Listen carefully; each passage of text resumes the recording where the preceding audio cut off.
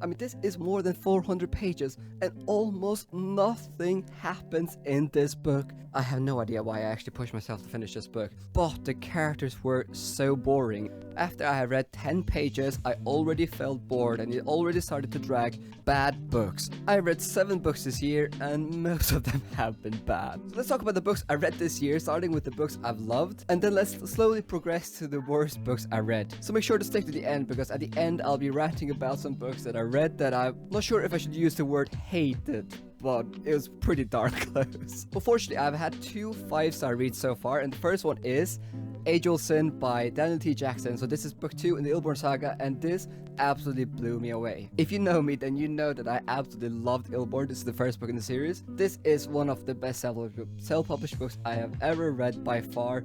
It is absolutely incredible, so I was really curious to see what the second book would bring, and to be honest, this was just as good, or maybe even better.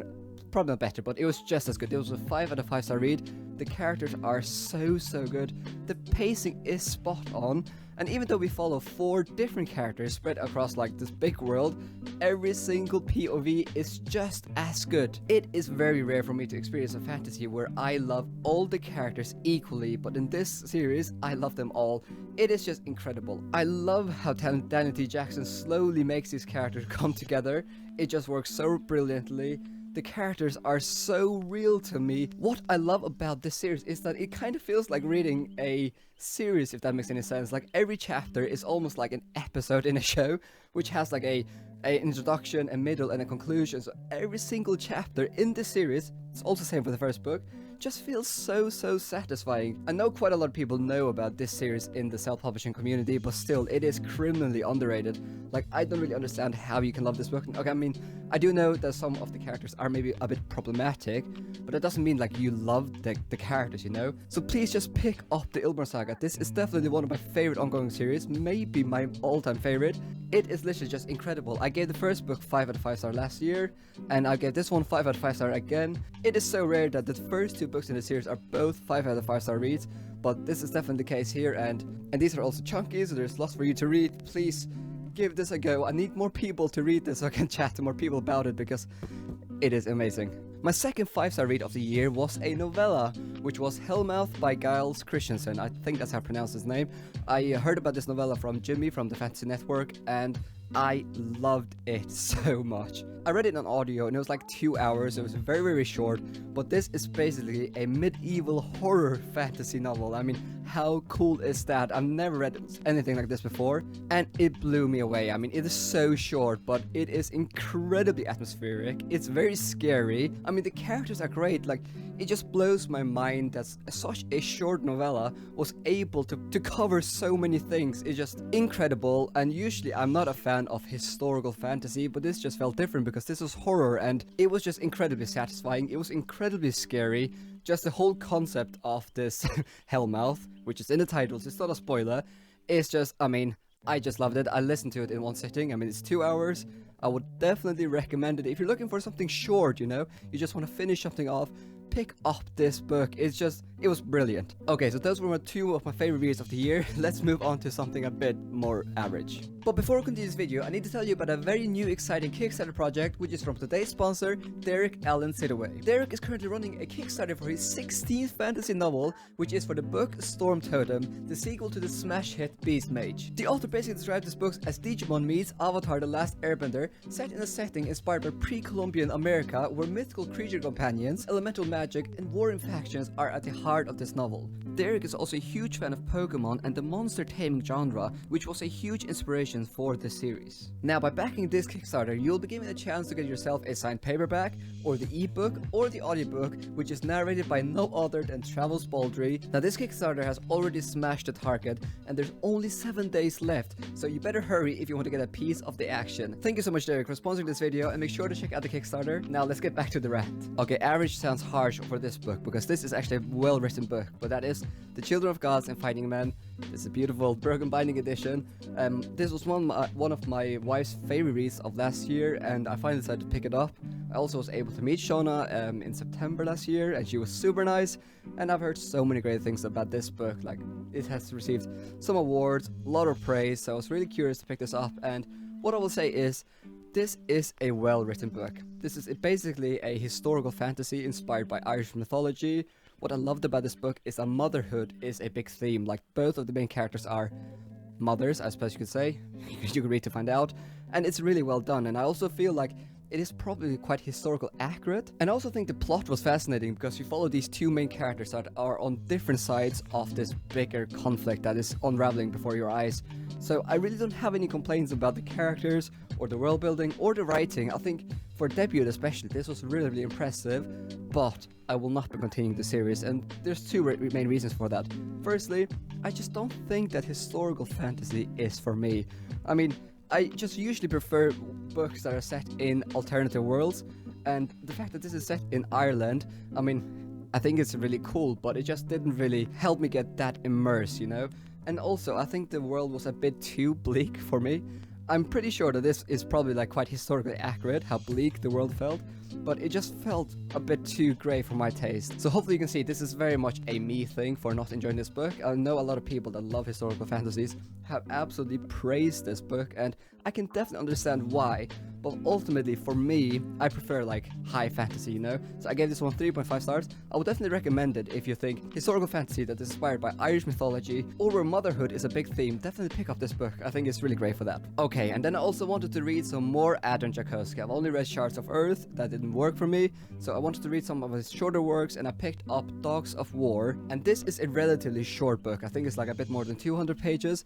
And for the first half of it, I actually quite enjoyed it. I love the concept of what if we're gonna use animals in the future and make them like super smart. So instead of like using drones as we use today, what if we had like animals that were incredibly clever and powerful, and we used them in warfare? Incredibly fascinating. And it was also fascinating to see that these animals weren't as clever as humans when it came to thinking. Just their struggle to figure out like morality and stuff was really, really fascinating. So I really enjoyed it. But when I came halfway through, it started to feel a bit redundant. I mean, I was impressed by how much ground Tchaikovsky is able to cover in a relatively short book.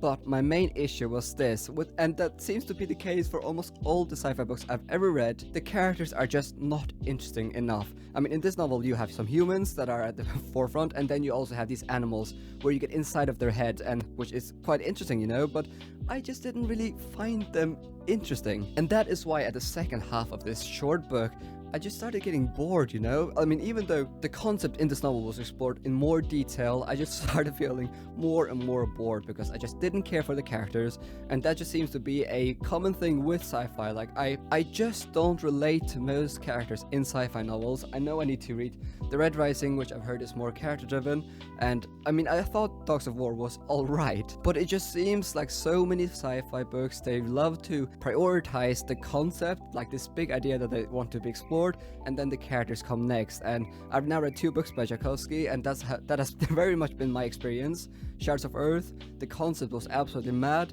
but it didn't relate to the characters. Dogs of War, short book, the concept was absolutely mad, but again, I didn't relate to the characters. So this is a strange one for me, because I initially loved it, and then it became quite repetitive and redundant, and I ended up giving it 3 stars. I mean, it's short, the concept is fascinating, but ultimately, I probably won't be continuing the series. Okay, we're getting to the worst books I read this year, and I literally have had 3 books that I've given 2 stars, and that is being quite generous. Firstly, Mapping the Interior by Stephen Graham Jones, I think that's his name. I picked up this short book because Murphy Napier recommended it as one of the most underrated books, and I thought it was like, oh, it's short, I need to finish some books, and I picked it up, and I hated it.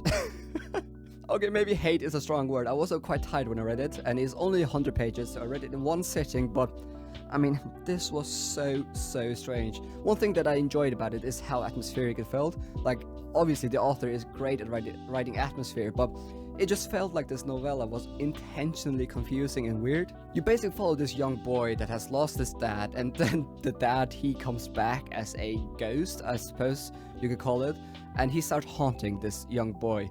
And then you follow him as he grows older and older, and obviously he comes from a really bad home. It's a very complex situation, and a lot of the themes that are analyzed are really interesting, but it just was too confusing. I was just like, I just didn't really understand what was going on, and it just felt like whenever you started to understand something, then he would throw a curveball at you, and then you suddenly didn't understand anything at all again in this novella. And I was really confused by why it had received so much praise. I went to Goodreads, and apparently this is a common criticism. I mean, a lot of people love this book because you can analyze it and there's many like hidden themes and stuff like that, but a lot of people have also had the same frustrations as I did, that it just seems to be intentionally confusing for no good reason. And it's definitely one of those novellas that the more you read, the less you understand. And then when I finally came to the end of this novella, I just didn't feel satisfied at all. I was just left with too many questions, and it was not one of those, oh, it's so fascinating, let's talk about what does this mean, or what does this mean. It just felt unsatisfying. So concept, quite good. Atmosphere, really good, but everything else about this novella, I didn't enjoy. I gave it 2 out of 5 stars. Okay, Nettle and Bone. Why is this book so much loved? I know, like, Elliot Brooks, nothing wrong with Elliot Brooks, I love her, but this was one of her favorite reads of last year. And this has so many great reviews on Goodreads, so many booktubers love this book. So I was really excited to read it because, again, I wanted to read something short because I've been reading some really thick book at the beginning of this year, and I don't understand it at all. What is unique about Nettle and Bone is that it started to drag from the very first chapter, which I don't think I've ever experienced before. Literally, after I had read 10 pages, I already felt bored and it already started to drag, and that was literally from first chapter to the very last chapter. I didn't find anything that I loved about this novella. Now, I'm pretty sure that there's something wrong with me here because almost everyone seems to love it, but this is basically like a whimsical fairy tale where this sister tries to save her older sister from this abusive marriage, which, I mean, the concept is alright, but the characters were so boring, and the over-the-top whimsical tone of the story just didn't work with me at all.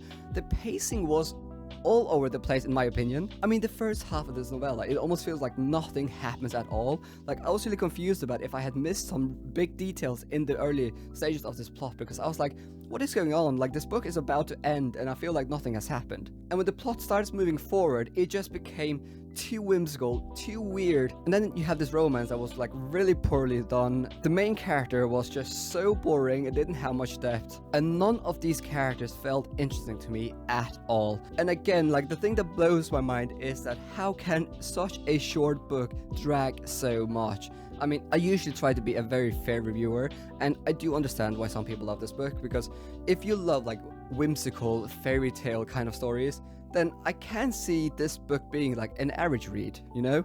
But I just don't understand why this book is praised this much. Surely there must be better whimsical fairy tales out there than this book, because literally the characters were not interesting, the plot felt very generic, and the pacing was all over the place. And the fact that this is so short, it makes no sense to me. Now, if you love this book, it's absolutely fine, and please don't hate me for having these opinions, but this just felt very much like this was not written to me at all. But I did finish it, so I did give it 2 out of 5 stars.